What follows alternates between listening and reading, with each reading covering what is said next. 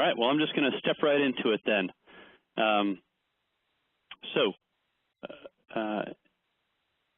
Let's go over the agenda real quick. So we're going to talk about the open storage advantages, and there are definite advantages to it. What's involved from a hardware standpoint, the different software that we use to make it work, and some use case examples, and then some system examples that we've done. So first off, open storage, and I'm going to go through and explain why all this is so, but it provides better performance, a lower price than traditional storage, no vendor lock-in, no forklift upgrades, and support choices. So as we go through this, please, if you have questions, go ahead and type them in. We'll go ahead and get them answered. But this is definitely something that we're able to do. So big picture, what is open storage? What do I mean by open storage? So it's enterprise-class shared storage systems that are based on an open architecture and based on open source software using industry-standard protocols and industry-standard hardware. We have our open storage-based system called SwiftStore, which we've got a picture of here. This is a system that we put in place at a customer. And even though it's based on open source, it's got full support from hardware and software vendors. So just like if you're going to be deploying Linux and you want to put it in an environment where you want supported Linux, you can buy a copy from Red Hat and get support from them. It's the same thing with open storage software. But this is not a proprietary storage appliance, an appliance being very different from hardware running reliable and supported operating systems and software. Back up a little bit. For some folks that I've talked to in the past, they ask the question, why shared storage? They're still running direct attached storage, or the hard drives that are still on their servers. There's a lot of advantages to shared storage, and most people are already on them. But from a big picture standpoint, we can centralize all our file storage, so we don't have any storage or extra space on hard drives in servers that isn't being used. So we can make more efficient use of it, and then we can expand it as much as we need it. For disaster recovery, because we want to keep everything up and running, we can put all our storage in one place and then make copies and replicate it to another place so that we can stand up servers there if we have a problem with our primary data center. We can do centralized administration and backups. So if you want to do analysis of all your storage, of all your metadata, or do e-discovery, it's much more, you can do that much more rapidly when you have your storage in a high-performance centralized storage system. And then if you're running virtual servers or virtual desktops, it's great to have those connected to a high-speed, high-performing storage system. So storage, I believe, is following some industry trends. And I've been in this industry for a while, and if you think back to how you wanted to get your application software, 20, 30 years ago, you'd be getting a mainframe. And mainframe was the reliable way to deliver it back then, because you would get your application running on a reliable operating system, running on hardware, delivered all as a complete bundled systems. Now, we still see some, for example, AS400s running out there now, but most people aren't getting their application software as a complete bundled combination of hardware, software, services, and support. Got Wang up here. Wang isn't really selling any mainframes anymore. And Adcap, as an organization, has done a lot with phone systems, taking phone systems from proprietary systems of hardware, software, services, and support delivered together into more open systems running over networks with application software. Storage is one of the few things that's still delivered as an appliance these days. And when you look at the storage systems that are delivered, enterprise-class storage systems, it's easy to break them down and say, okay, well, here's some servers, here's some disk shelves, this is standard industry protocols, and it's running hardware and software. So what's so magic about this? So there's a big shift towards looking at storage application and operating systems separate from the hardware, and that's what open storage is about. So industry standard hardware, what that means is, just like with any other kind of software, you can keep your software license and move it from one set of hardware to another. And since it's based on open source, just like there's different versions of Linux, whether you want to get Ubuntu from Canonical or Red Hat version from Red Hat, there's different versions of open source storage systems.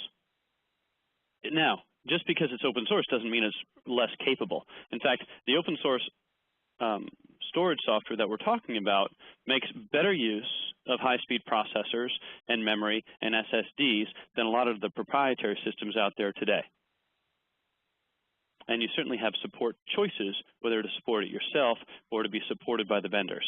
So the different elements that go into open storage are the storage controllers, the hard drives and SSDs, the shelves, standard protocols, and then storage software running on reliable operating system, then of course professional services and support. So let's talk about the storage controllers. For most open storage, this is industry standard servers. Now, when we've gone through and done a lot of testing and development, we found that the 2 rack unit high industry standard servers work the best. They give us enough PCI slots, they give us the dual processors, they let us have enough memory so that we have the flexibility that we need. I've talked with other folks that do this, and they end up putting the disk shelf and 2 controllers into one 2U rack unit 2 rack unit high box, which it does give you the advantage of using less rack units, but the real cost tends to be in the silicon and the processors and in the memory and things like that. So from a flexibility and reliability standpoint, we recommend using 2U rack mount servers. Enterprise hard drives. I mean, everybody's familiar with who makes hard drives in the industry. It's Seagate and Western Digital and Hitachi and Toshiba and folks like that. And so if you open up a proprietary storage system, most cases you'll see these hard drives. Sometimes they'll be relabeled, or sometimes they'll have special code flashed onto them. But at the end, they're all made by the same hard drive manufacturers. And we found in our testing and deployment that when we want to do a high performance system or a performance system, we'll use the 10K SAS drives. Some are usually 3, 6, or 900. In a lot of cases, we're going with the 900 gig versions.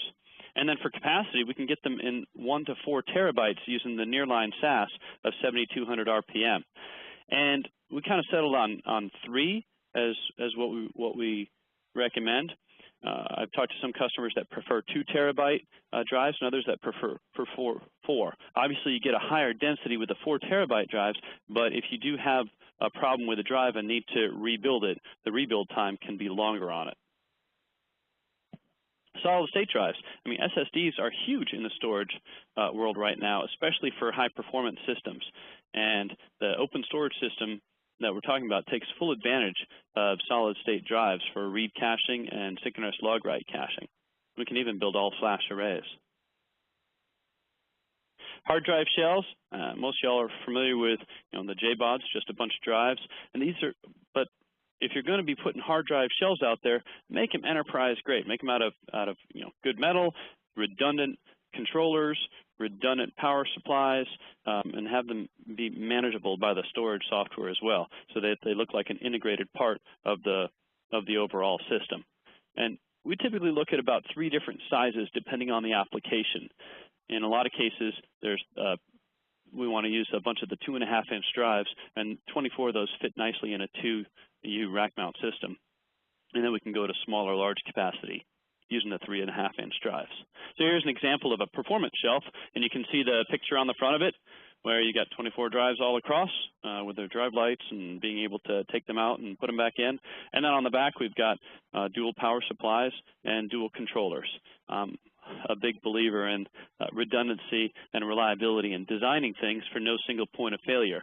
Because when you can design things for no single point of failure, and then when you do have an issue, it's not something that has to be necessarily taken care of right away.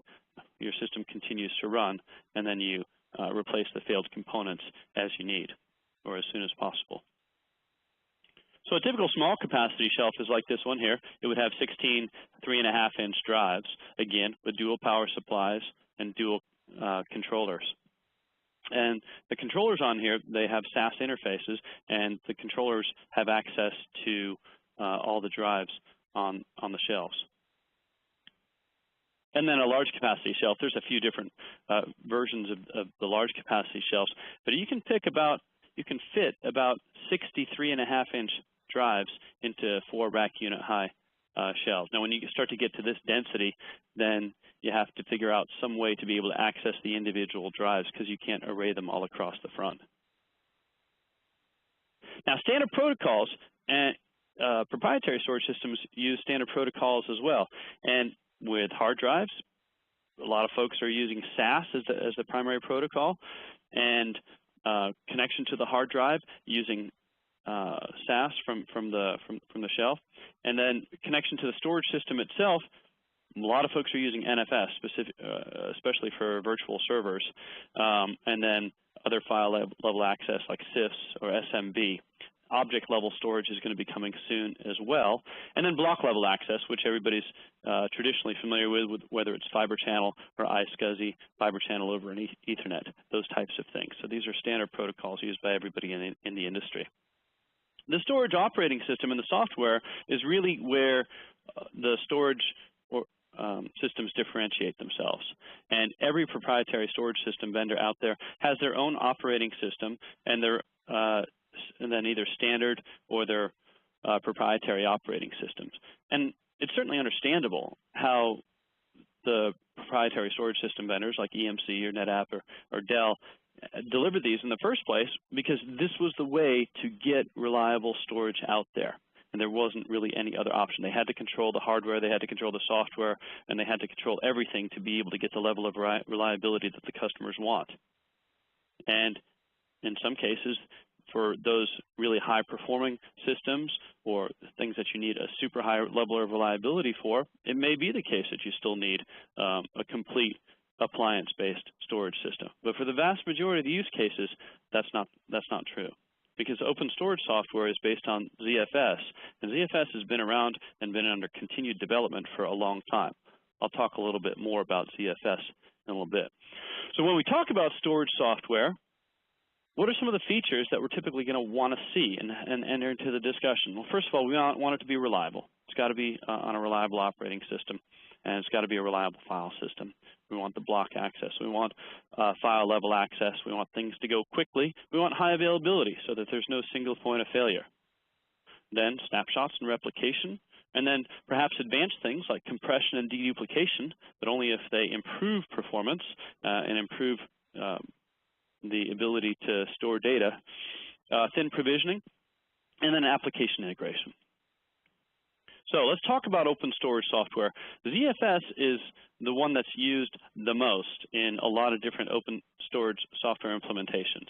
It runs on Solaris, which it was originally developed, and Solaris has it's gone in two directions. It's been purchased by Oracle, so Oracle has a proprietary version of Solaris, but at the same time that Sun Microsystems was purchased by Oracle, it was open sourced, and it forked into a few different projects. It was originally Open Solaris, and then now it's Illumos, and then Open Indiana. So you can go get a copy of Open Indiana and turn it up on a server and be running ZFS on Solaris as an open source software. Now, some folks have added, have tweaked it and done specific distributions. When I was doing the research on this, I found 10 to 20 different distributions based upon Illumos that have different graphical user interfaces and things like that. Two of the more popular ones are FreeNAS and NAS for Free. And those run on FreeBSD. So ZFS was ported over to FreeBSD, and it's recently been ported over to Linux as well.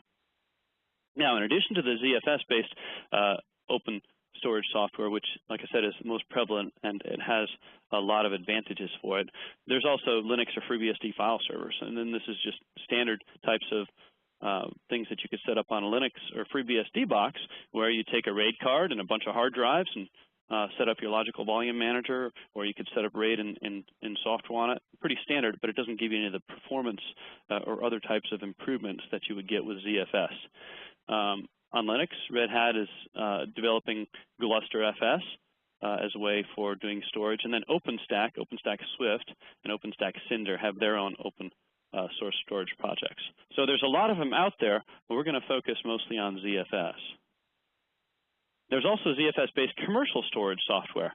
So when we're going to be putting storage software at a customer, and you have to have a lot of reliable, it has to be reliable. And if there's some kind of issue, we want to be able to have support from the developers of the software so that we can go through and get those issues resolved. It's software, you just want to be able to do that. So the one that we use the most is Nexenta, because as ZFS went through its changes of becoming open source along with Open Solaris, Nexenta hired a lot of the guys that developed that at Sun Microsystems and has continued to put together the most full-featured ZFS implementation. FreeNAS is very good as well, and you can deploy that and get support. It doesn't have the high availability that Nexenta does, but it's a very good storage system. In fact, we tried something in the lab the other day. One of the interesting things about using ZFS is everything that's contained that you need to know is contained in the hard drives themselves. So you could take a storage pool on ZFS that's running on a system running off Open Solaris or Linux or FreeBSD, export it, which means you stop doing any writes to it, take those drives or USB sticks or whatever, and stick them into a different storage system based upon ZFS, and as long as it's running that version, right now ZFS is on version 28, or is able to upgrade the system to that version, you can import that entire volume and have it up and running on that system. So what that means is this is truly portable between different operating systems and different types of ZFS implementations. So that's just one of the advantages of it. I'll talk a little bit more about ZFS. So ZFS is a mature system. It was started development at Sun Microsystems in 2001. It's well over a decade old, and it's had continued deployment and development and support and all sorts of iterations to it over that period of time. The big thing is it was designed from the get-go to have consistent and reliable data. So one of the issues with a standard RAID 5 implementation or any other type of standard system implementation is that the parity and the file system are done in two different ways, because a lot of the parity, whether it's RAID 5 or RAID 6 or RAID 10 or things like that, is done in high-speed dedicated hardware, whereas the file system transactions are being done in the software itself. Within ZFS, that's combined. So that gives the ability to have a self-healing type of system, to not do any excessive reads or writes on parity, and to have a whole bunch of other things that basically mean you're not going to lose data, and as it goes through and reads the data and does automatic checksumming on reading and writing, it'll fix any issues that it finds on data that may have become corrupted. From a performance standpoint, it's got the hybrid file system, which means that it has a very advanced caching algorithm that caches the both the least or the last and most frequently used data in the memory, and it uses a lot of the DRAM for the caching.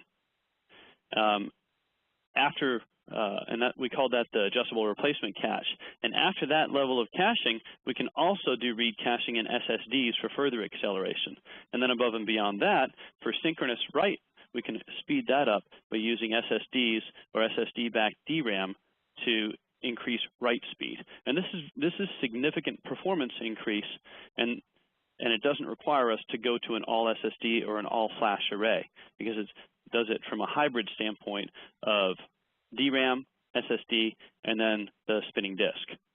And the parity is done in the main processors. So as main processors get faster and memory gets bigger and faster, we can do a lot of activity to the data in the main processors. And for example, in our storage controllers, we're using dual 3.3 gigahertz Intel Xeon processors.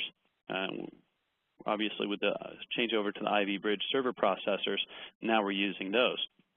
But we can do not only 1, 2, but also 3 disk parity using RAID Z. And then for fast performance, we can use mirrors. And like I said earlier, the parity and the file system work together, and that makes for fast performance and a high level of reliability. And like I said earlier, ZFS was designed from a standpoint of expandability, growth, and reliability from the very start. So it's got a huge capacity. And it does copy on write so that you can do basically unlimited snapshots, because the metadata in it points or has multiple pointers to the data block. So if you want to do a snapshot, it keeps all the existing data in place, and then anything after that snapshot is just written into new places. And this gives us, I mean, I have a demo box that has over 6,000 snapshots on it because I set it up to take a snapshot every minute. And it doesn't have a problem with that. It's just pointers. So the different hard drive configurations that we use when we set up a ZFS storage system depends on the implementation and the size of drives. Typically for a high performance system, we use mirrors. And mirrors, it automatically takes the raw and cuts it in half. So if we have, for example, 100 terabytes of raw disk, that would give us 50 terabytes. But mirrors are the most rapid way of setting up the hard drives for both reads and writes. And in most cases, we'll use 2-disk mirrors. We can also use 3-disk mirrors if we want to have the belt and suspenders type of reliability. And then we have 3 different types of RAID pools. So RAID Z1, Z2, and Z3, 1, 2, or 3 parities. And obviously, if you have 3 parity disks, it takes a little bit longer to do the writes, and you get a lower level of utilization.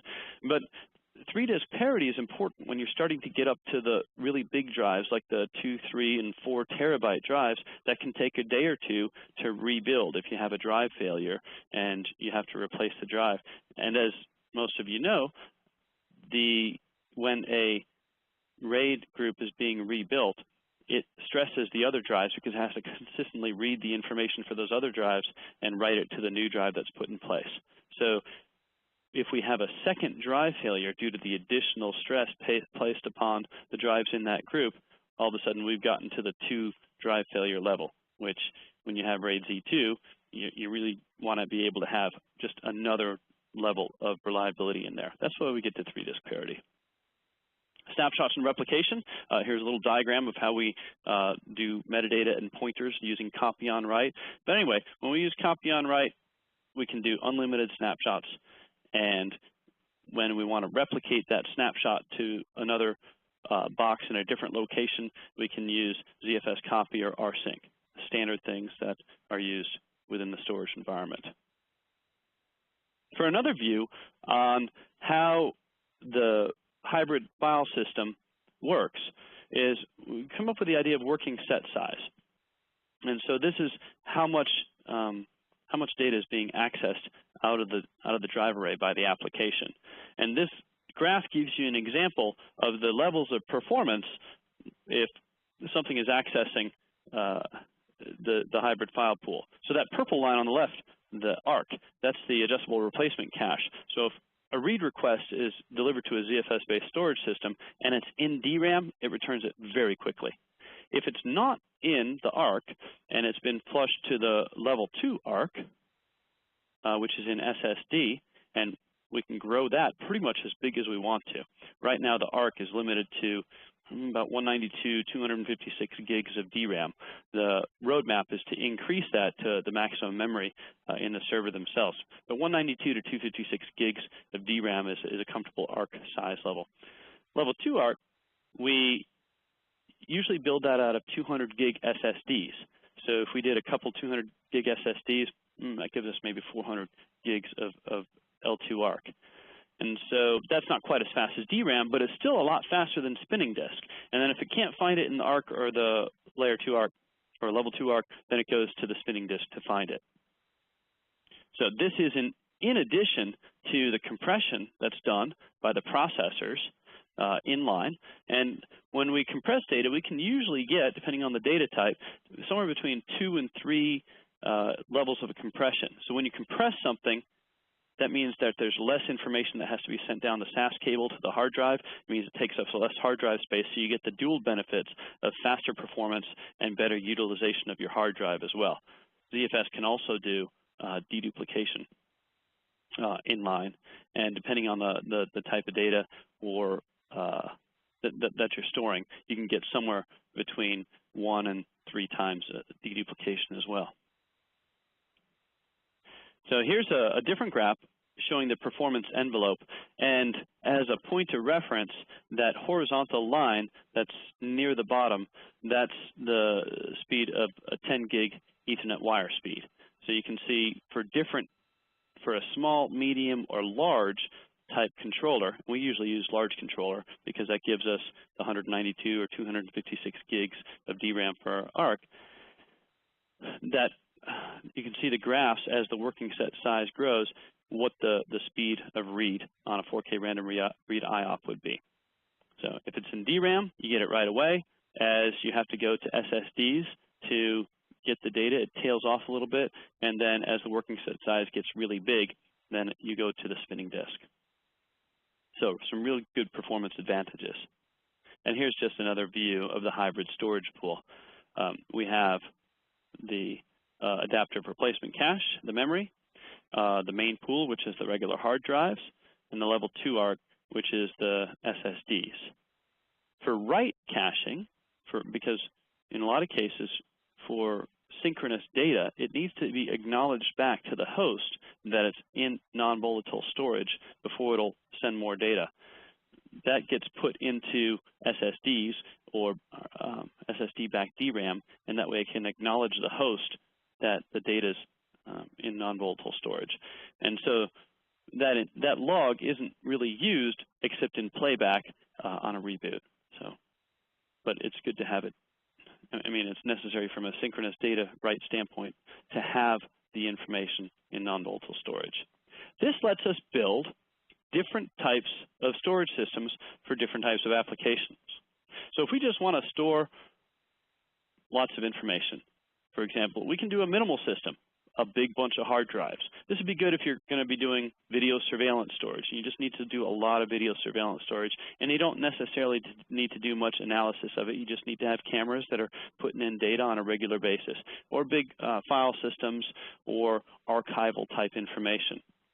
We can increase the performance of that system by adding log mirrors. So this will allow us to improve our synchronous write performance. Then we can take that system and make it better by adding level 2 ARC SSDs, mirroring the logs, and then having the main pool be either RAID Z2 or Z3.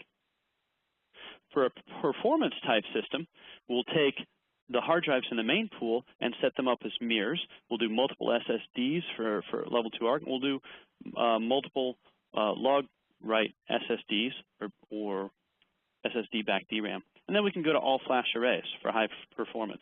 So ZFS and the hybrid storage pool really gives us the advantage of being able to set up our systems in an optimal array. And this is why a lot of people like to build around ZFS. Now, I said earlier that in our open storage system, we prefer to use the Nexenta version of ZFS, which is called Nexenta Store, and you can see that they've taken the core ZFS, which is open source, and extended it with additional things that make it more useful. One of the big things for me is the high availability, where we can have dual controllers that are able to access the hard drive, so that if we have a controller failure, everything continues to run. So, open storage use cases. Now, these tend to mirror a lot of times the regular storage use cases. Going into environments, and we've had a lot of discussions with customers, and we've done a number of implementations, many of our customers like to try this out in a tier 2 or 4 storage situation first. And they get familiar with it, they get familiar with the operation, they get familiar with the interface, and they come to find out, hey, this is a pretty neat storage system. So great places to start putting this in place. We found a lot of folks that want to be able to do this for video surveillance storage, because people keep adding cameras all over the place, and then they look for a place to store the video surveillance images, and they've got space on their primary storage, and they start putting it there. It may be better to put it in a lower cost tier 2 through 4 storage system, but there's other things too, right? Backups, archives. If you're backing up the tape or looking to change from a proprietary deduplication type system to a more open one, this is a great use for it. For tier 1 and 2, I mean, this is high performance stuff. Virtual servers, virtual desktops, high-speed desktop databases. You can see how we'd want to do something like an all-flash array or something that's highly optimized for performance in one of these use cases. So just going into a little more detail, network attached storage. Everybody probably has a file share in their organization. So how does ZFS work in this case? Well, high availability. We are able to expand it however we want. We've got CIFS or SMB with integration to Active Directory, or if you're an environment that uses NFS, then we get to NFS version 4.1 and have global namespace capability. We certainly want to use compression, probably deduplication, and depending on the size of the system or the type of drives that are used, we'd be wanting to do multiple types of parity or higher levels of parity. And then we want to be able to copy all this stuff to a different location through snapshots and replication. So pretty basic. Backup and recovery. Capacity systems, ideal for backup. You can integrate with these different backup systems using standard protocols. And again, you can take snapshots and have your advanced replication and recovery capabilities. Video surveillance storage, for some of the customers that we've done this for, a lot of them are using this type of video surveillance, so H.264, that example. So going through and doing the calculators, I come up with that we pretty usually want about 20 terabytes if you want to store 100 cameras worth of image per 30 days. That's going to vary depending on how much motion is in it and other types of stuff like that. But for us, that's a pretty good rule of thumb. Virtualization storage. If you're going to be doing storage for virtual servers, a lot of folks that use VMware like to connect with NFS. The ZFS works really well with NFS. And as many of you know, NFS, just like ZFS, was developed by Sun Microsystems and placed into the open source domain. We want to have it to be high availability, and we want it to be fast. With a lot of these things, I'm going to recommend that you get professional services to have folks that are used to setting things up with ZFS come in and install it in your system, because it is a little bit different. Some of the terminology of ARC or level 2 ARC or storage pools or things like that. But I think you'll find as you use it that it's pretty straightforward to use. And most of these, I know Nexenta and FreeNAS and things like that, you can go download a free copy and try it out at your house or try it on in a limited system for free and get some usability experience with it. And once you get that, then you can say, well, this is probably something that I want to put in place in production. And then support. Support can come in a bunch of different ways. So we like to offer our full support for the systems that we sell, and we feel that that's important. And then the hardware that we resell, we're authorized vendors of that. So we extend the warranty or the annual maintenance on that. And then the software that we use, which is Nexenta, we end up selling the Nexenta support because that's 24/7 as well. And if you have an issue with your storage, you want to be able to have the support. So we do the first level of support, and then we extend all the support from the hardware and software vendors as well. However, that doesn't mean that that's the only way for you to do it. You can certainly do self-support. You can get no support at all and just use the warranty on the hardware and whatever type of support that you're able to get from the very active community users out there. So again, this gives you flexibility. We have a set of ways that we recommend that you do it that has worked well for us and for our customers. But with open storage, you have the flexibility to use the hardware, the software, and the support level that you want. And that's a big difference between open storage and proprietary storage systems. So self-support, community support, warranty, all this type of stuff. Okay, so some examples of some systems that we might want to build.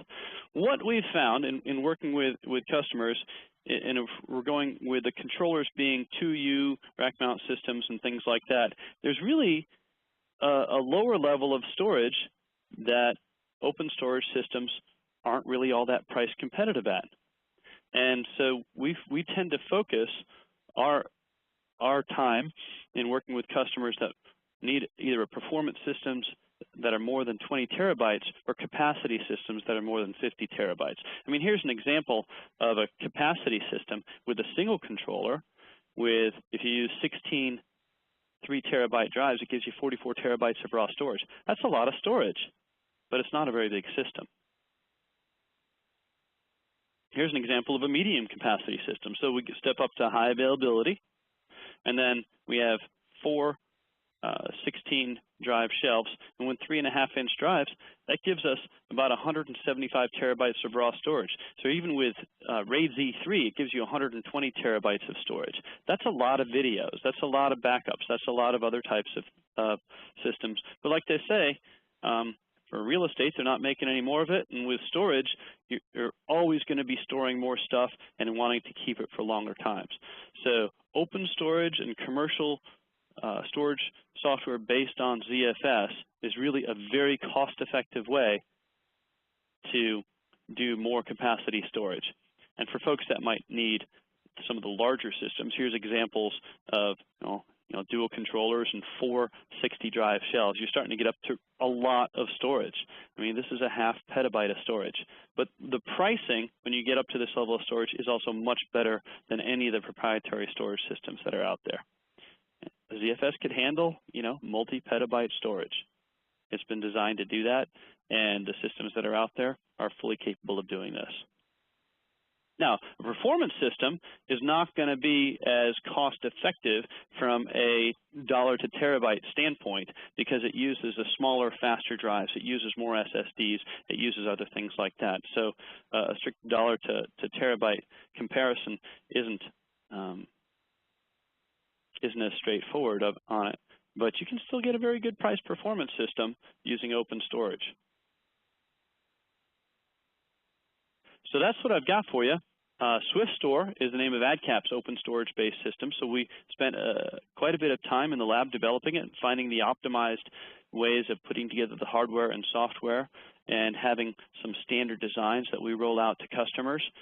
We do that using Cisco controllers, or with Dell controllers and disk shelves, and with Intel controllers. So we've got a few different options just within SwiftStore itself on open storage. We've got a few different demo systems here at our lab, so we're bringing them out to trade shows. Might have seen some of y'all there. We're happy to bring you into our development and test lab. We've got the Cisco and the Intel and the Dell systems up and running here.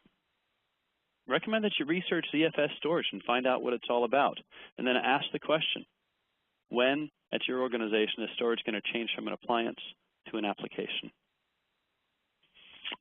So that's my overview of open storage for you. David, have we gotten any questions during the presentation that you'd like me to address, or did you come up with any questions? Haven't seen any come in, Rolf, but for everybody on the phone, if you will use this down here, right over here on the panel, if you can raise your hand if you have a question, we'll get Ashley to unmute your phone, and you can ask your question, and Rolf can go ahead and we'll try to address it between the panelists here. Does anybody have a question? Here's one that just came in. We just got one came in. Can you just add a shelf as you grow, maybe a second controller after the initial install? Yeah, so that's a great question. So yes, you can add shelves as you grow. What we end up doing is setting up multipath from the controllers to the drives in the shelves so that we don't have to put them in any specific order. If we look at the shelves themselves, they are set up to be able to cascade. So what we do when we add a shelf is we'll unplug one of the SAS cables, and then we'll add that into the SAS loop. Or we'll just do direct connections from the SAS controller cards onto the back of the controllers to the shelves themselves. So you can certainly do that. And then adding a second controller is fairly straightforward as well. The configuration of high availability needs to be done, which basically we have to set the second controller up exactly the same as the first controller from a hardware standpoint and from a software standpoint. And then because SAS, by its very nature, has the ability to, we can access both controllers can see the hard drives at once. So they have to coordinate with each other. But the answer to the question is yes, we can add shelves as we grow. We can add a second controller, and then in the future, when the technology changes from SAS 2 to SAS 3, and we want it to be able to just upgrade the hardware of the controllers themselves, we can get 2 new controllers, whatever the Intel chip speed and memory and stuff like that's going to be 3 to 5 years from now. We can put whatever the version of the software that we want on there. The SAS will probably be 2 to 3 times as fast, and we can export all the ZFS volumes, and then we can set up everything on the new controllers, and then we can plug in all those shells into those new controllers and bring it back up to speed. So yes, everything is upgradable, and you can continue to add things. For a commercial ZFS implementation like Nexenta, we would need to add additional licensing, but that's straightforward as well. Right, thanks, Rolf. And just so SwiftStore is, Rolf, is a Adcap branded and product that we've developed here and taken to market. It's a full turnkey implementation that is the hardware, software, installation, and ongoing day 2 support as a turnkey offering. And so you've obviously seen this transition in the marketplace to sort of this open source world.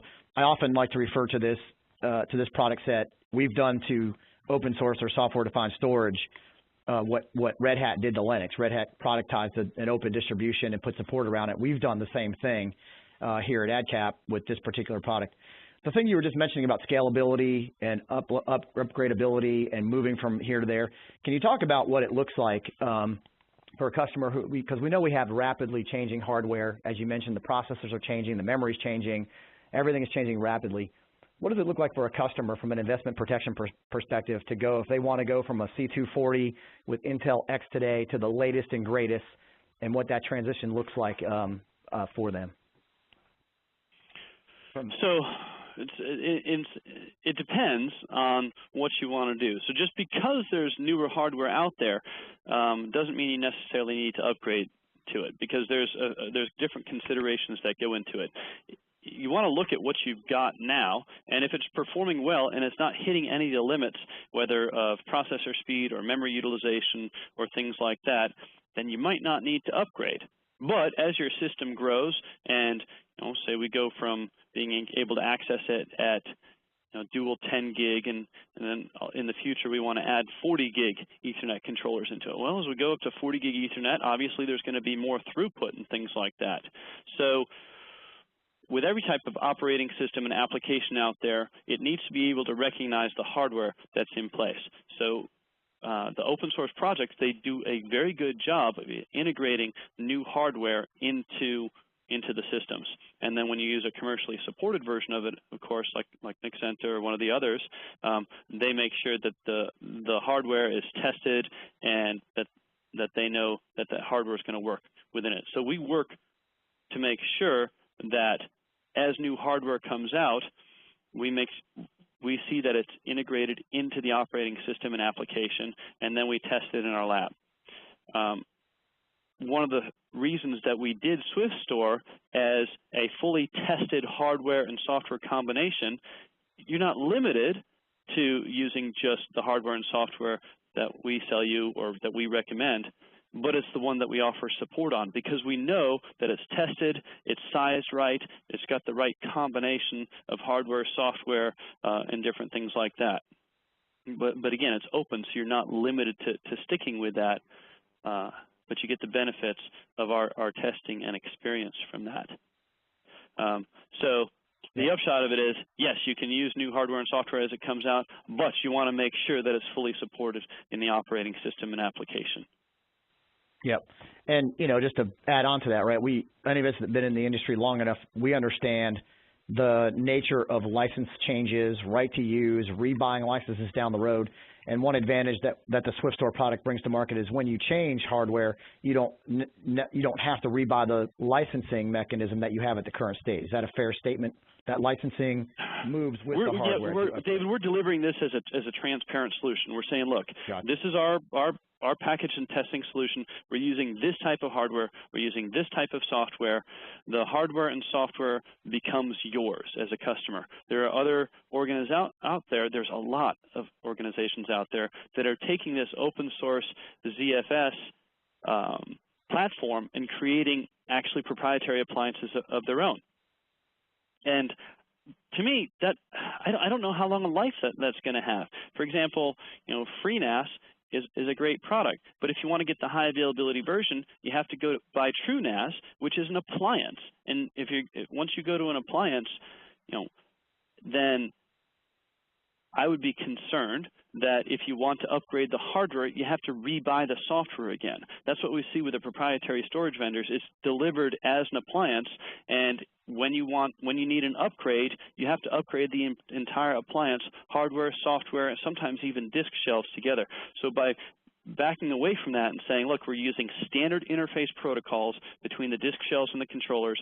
We're using open source based software for ZFS.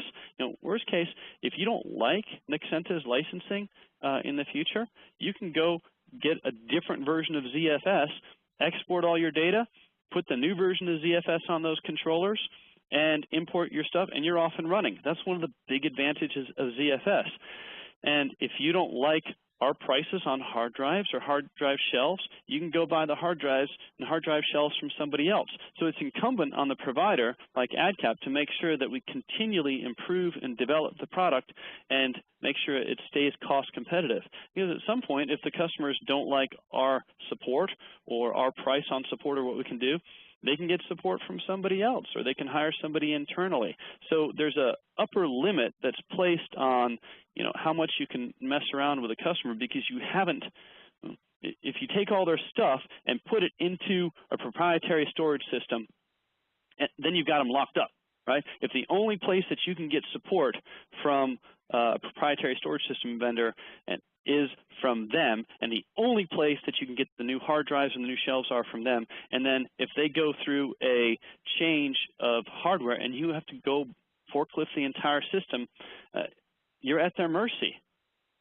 So one of the things that I believe is that when you make it easier for people to exit from your product, you make it easier for them to buy it and step into it as well. So that's the intent with SwiftStore, is not to build a proprietary storage solution, but to put together, a really well-tested and integrated system that we can provide support for. So we don't offer it in a lot of different options, but we offer it in enough options that it addresses all the use cases. Great, thanks for that.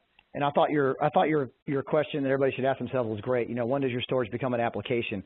And that's another trend we've seen in the business that you built here, going from unified communications. It became an application on the network, and you're seeing more of that happen. You even mentioned Commvault earlier in the presentation. It's a piece of software and an application in the network, and I think you're right. I think that's the way that things are going out there. So I appreciate that feedback. Once again, if anybody has any questions, just feel free to raise your hand. The little hand icon is right below the panelist there, and we'll get Ashley to unmute you if you have any other questions. Yeah, and of course we're going to be around if you want to have follow-up meetings or have specific discussions one-on-one with me or any of our other engineers here that are involved in the SwiftStore products. Be happy to entertain that. Would love to have any of y'all come into the lab and take a look at it, and happy to do any kind of follow-up WebExes with an overview of the storage system interface and things like that.